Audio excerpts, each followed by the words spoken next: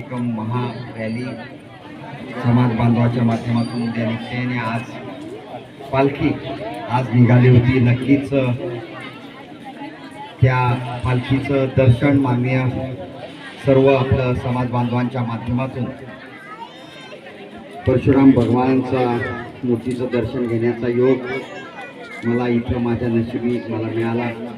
मी आजही आपण पाहिलं आमच्या घरामध्ये सुद्धा परशुरामाचा फोटो मोठा करून लावलेला आहे। रेणुका मातेचे पुत्र म्हणून एक सेवक आणि रक्षण करणं हा परशुराम भगवानांचा आदर्श आहे। आदेश पाळणं हा त्यांचा आदेश आहे।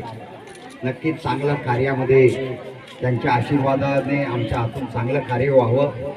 आज मी सर्व समाज बांधवांचं परशुराम भगवानच्या बाबतीत म्हटलं, भगवानांच्या बाबतीत म्हटलं बोलू शकेल एवढा मोठा तर नाही, फक्त आशीर्वाद आपल्या हातून रेणुका माता आज आम्ही कुलदैवत मी आपल्या सर्व समाज बांधवांनाही सांगू इच्छितो की भडगावपासून आंबर्द गाव आहे, आंबर्द आणि बलवाडी या गावाच्या मध्ये जवळजवळ एक खूप मोठं भव्य दिव्य मंदिर टेकडीवरती आम्ही बंगाळे परिवाराने आता ह्याच चालू वर्षी बांधलेला आहे। रेणुका माता आणि परशुराम भगवानांची प्राणप्रतिष्ठा खूप मोठ्या प्रमाणावरती तिथं केलेली आहे। आम्ही तिथं गेल्यानंतर आधी दर्शन भगवान परशुरामांचं घेतो, मग देवीचं दर्शन घेण्यासाठी गर्भगृहात जातो।